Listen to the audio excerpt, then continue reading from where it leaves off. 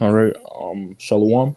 Before I begin this lesson, I'd like to give all praises, honor, and glory to Yahweh, Ba'ashem, Yahushai, Ba'ashem, Ruach Kodash. I'd like to say double honors to my teachers, to men whom I've learned this truth from. And I'd also like to say shalom and salutations to the elect that's out there preaching this word in truth and sincerity.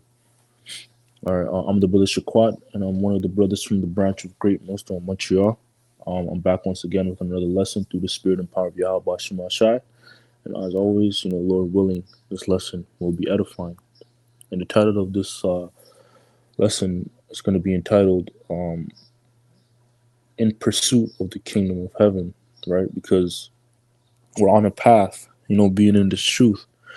And that path has a purpose to it. And the purpose, is to get to the kingdom of heaven, right? Uh, and the kingdom of heaven will be on earth, right? Contrary to what the Christian church pushes. Right? That's why, in the prayer, Yahweh Shai said, in heaven, on earth as it is in heaven, right?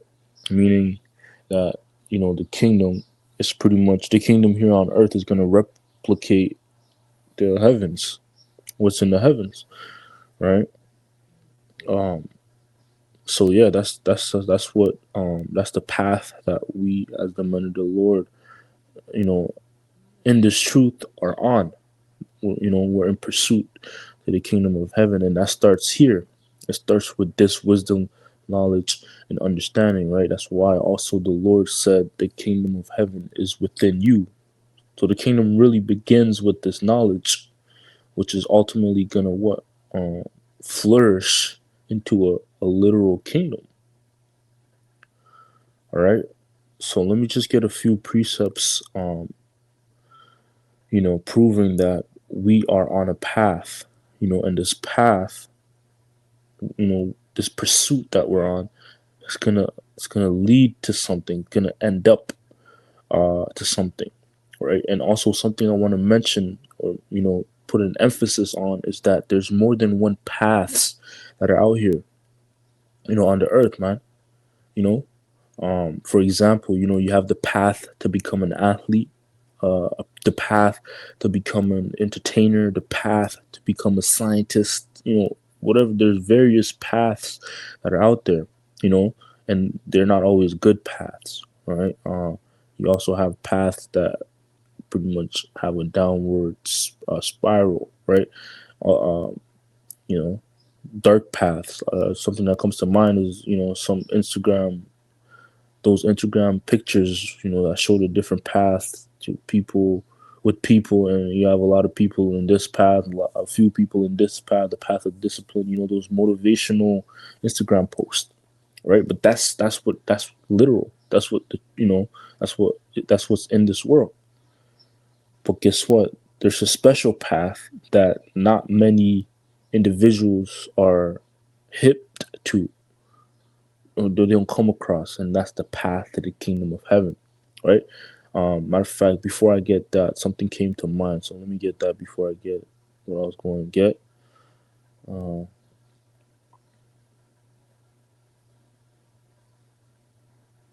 this is the book of John 14 and verse 6. It says, Yahushai saith unto him, I am the way, the truth, and the life. No man cometh unto the Father but by me. Right? So Yahushua is a path. He is a way.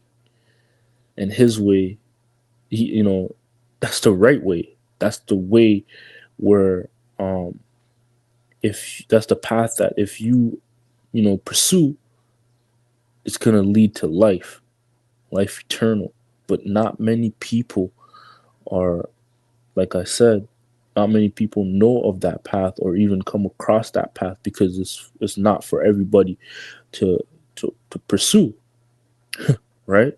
The Lord, that also goes to prove that the Lord is not dealing with everybody, because not everybody is exposed to this path, right? Uh, so let's go from there to the book of Second Ezra 7 and verse 16. It says, there is also another thing.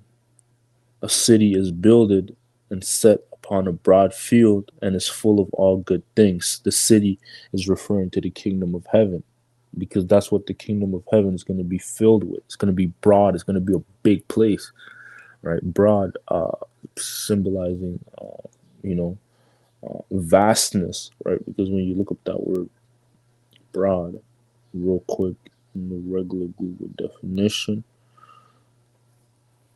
it means, the word broad generally means wide, extensive, or general. It describes physical measurements like a broad avenue, broad concepts like broad road, it's like a broad range of topics. Yeah, so pretty much wide or large, right? And that's what the kingdom of heaven is gonna be, man. It's gonna be spacious, right? Yeah, because the way we live now is not spacious. You know, like the apostles, I believe that's the apostle, the elder apostle Gabar always goes into the fact that the apartments, that's going off. You know, living compacted together. You know, that's going off when there's so much land to, that everybody could pretty much have a portion of land. You know, and that's how people are really supposed to live, not cramped up, right? But that's what the kingdom of heaven is going to be like. It's going to be wide. It's going to be large. There's going to be a lot of space. You know, it says, and set upon a broad field and full of all good things. The kingdom's going to have a lot of good things, right? From the food, the clothes, the fabrics, um, you name it. Immortality, new bodies, right?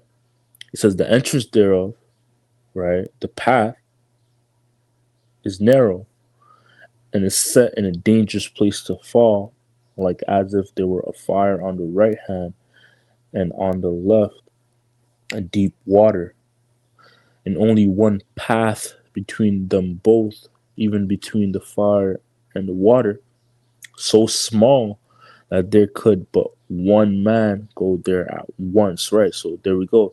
This is a perfect example, showing you, you know, what it's like being in this truth, you know, because this truth is a path, like it says. It's a narrow path. And that word narrow, when you look it up in the Google, um, it says narrow generally means limited in size, scope, or width, meaning it's hard to walk this path. Because imagine trying to walk a thin line, a narrow line, you know, it's small, right? It's not as wide. It's a cramped path, right? It's symbolizing its difficulty, and only a particular among us, a particular type of spirit can pretty much deal with this difficulty, and that spirit is if you are a part of the elect, man. If not, you're gonna fall. You're gonna fall from off the path, and it's gonna lead to your demise, man. You're gonna fall to your own hurt, right? But if you are part of the elect, this path is gonna be something that you're gonna keep pursuing, right? You're gonna keep pursuing until the end, until you get to your destination, right? All right. It says, and only one path between them both, even between the fire and the water, so small that there could but one man go there at once. If this city now were given unto a man for an inheritance, if he never shall pass the danger set before it, how shall he receive this inheritance? Right. So this is the path that we need to walk, to get to the kingdom and to get that inheritance that Yahweh Shai left for us. I go to prepare a place for you, right? That's what Yahweh Shai said, right? But the point I wanted to make here and emphasize is that, this is a path. Being in this truth is a path. We're on a journey. We're in pursuit of the kingdom of heaven. And this is the perfect precept to pretty much collect that claim, you know. So let's go from there to the book.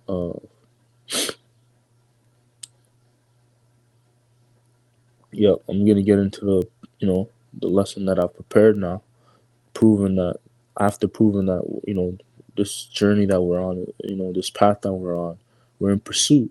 We're in pursuit of something precious, which is the kingdom of heaven. All right, so let's get into the parable of Yahushua in Matthew 13 and verse 44. Right, and this parable, um, you know, these two parables, right? Let me see the subheading of these two parables real quick. No, so Matthew 13.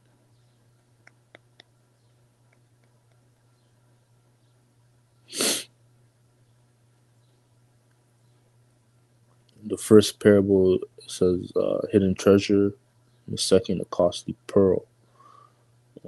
Let me see. Salakia, bro. Matthew 13. Mm,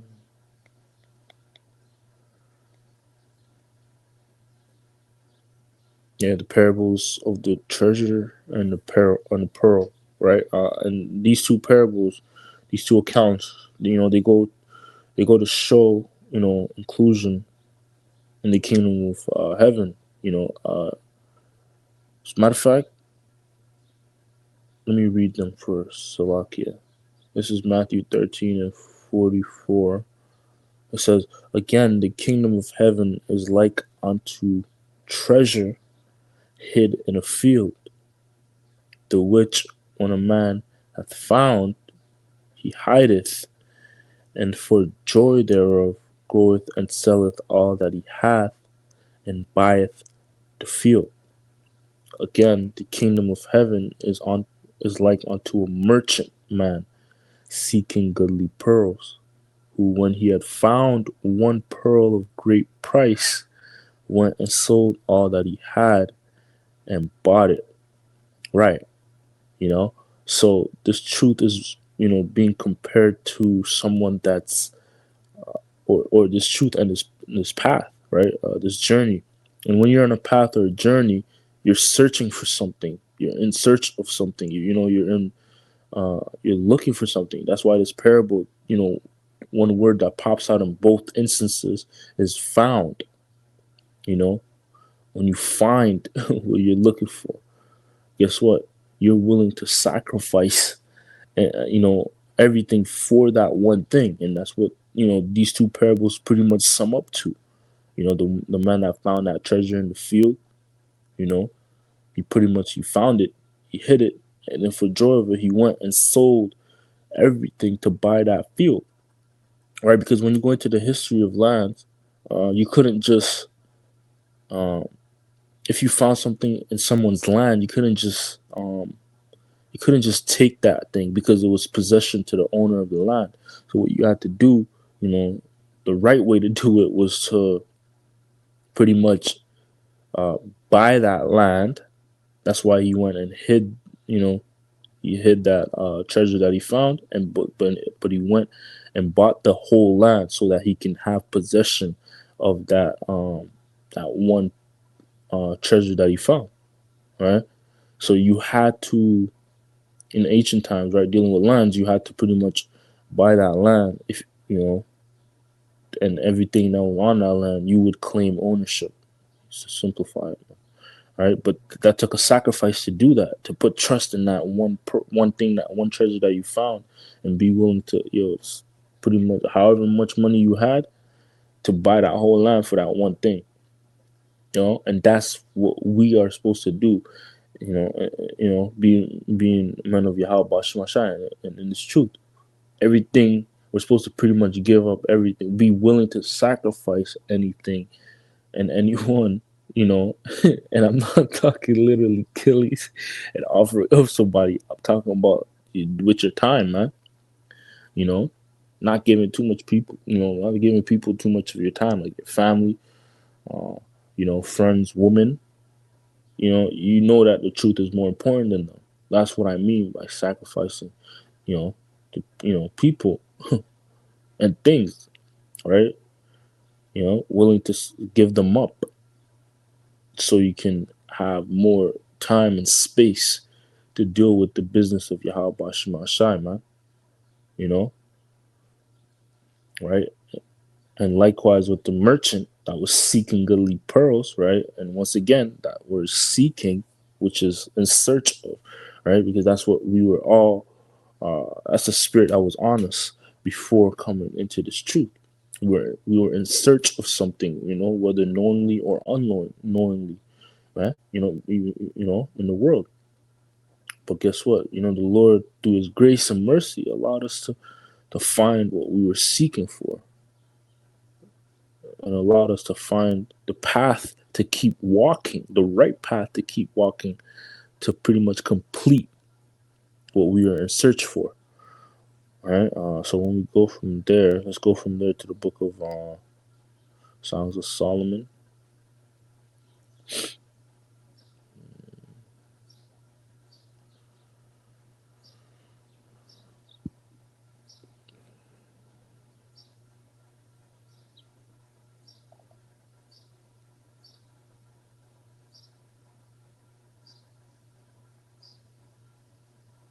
Three, verse 1. It says, "By night on my bed I sought him whom my soul loveth. I sought him, but I found him not." Right. And at night on my bed, you could symbolize that with being in the world, because in the world you were in darkness, you were asleep, right? But if you are a part of the elect, you're tied to Yahweh Shai, you tied to Yahweh Bashim Yahweh Shai. No matter what, you always love the Lord, you know, no matter what, right? And you are in search of Him, whether knowingly or unknowingly, right? Even being asleep and in darkness in the world. Verse 3. It's like in verse 2. "I will rise now and go about the city and the streets, in the broad ways I will seek him whom my soul loveth. I sought him, but I found him not." Right. And you also have other instances where brothers, you know, um, on their journeys or beginning to be woken up, you would start becoming more spiritual, for lack of better words. So you would find yourself being more in tune with the scriptures, trying to read this, trying to understand this, searching things out, conspiracy theories, just diving into that world, going to church, but then finding out that the church is bullshit. And then watching these different YouTube woke, so-called woke channels, however that may be. Or you might even run across another camp, but that's the pursuit, that's the search, that's the search. It says, verse 3, "The watchmen that go about the city found me, to whom I said, Saw ye him whom my soul loveth?" Right? And that's the question you're asking uh, unknowingly when you're in search, and of the Yahweh Bashim Al Shai, and the true path. All right. Uh, right. It says, "It was but a little that I passed from them, but I found him whom my soul loveth. I held him, I would not let him go." Right. So once you found the truth, you know, which is at, Great Millstone, beginning with the elders, the apostles, the bishops of Great Millstone, you hold that, You make sure you don't let that go, because that's where the spirit of Yahweh Bashim Shai is at. That's where the true spirit of Yahweh Bashim Shai is at, man. And that's where the power is at, in terms of doctrine. All right. It says, "I held him and would not let him go until I had brought him into my mother's house and into the chamber of her that conceived me." Right. You know, Yeah.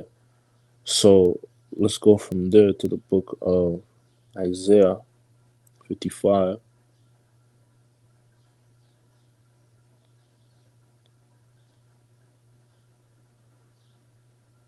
in verse 1. It says, "Ho, everyone that thirsteth, come ye to the waters, and he that hath money, come ye, buy and eat. Yea, come, buy wine and milk without money and without price. Wherefore do ye spend money for that which is not bread, and ye labor for that which satisfieth not?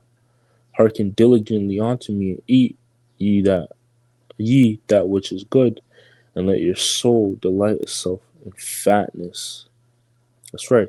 "Incline your ear and come unto me. Hear, and your soul shall live, and I will make an everlasting covenant with you, even the sure mercies of David." Right. So that's going into again, in search of this truth, right? But you got to buy and drink at the right cistern, the right waters, the right honey, the right wine, because there's other kinds of milk, there's other kinds of wine, but there's the right one, right?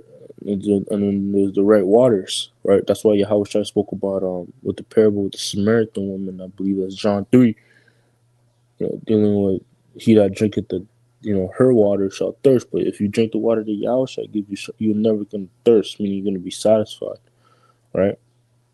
So there's only one truth that can bring satisfaction to your soul, and that truth is found where the elders and apostles of Great Millstone are at, you know, and uh that's a part of what this path, to find the right to finding the right path, Salakia. Finding the right path is important, man. And we found that path, and then in pursuit of that path, guess what? It's ultimately gonna lead us to the kingdom of heaven, man. To the kingdom of heaven, the kingdom of Yahweh Shemashah. That's full of all good things, right? So with that, I hope this lesson was edifying to the elect. In closing, I'd like to give all praises, honor, and glory to Yahweh, Ba'ashim Yahushai, Ba'ashim Chakadash.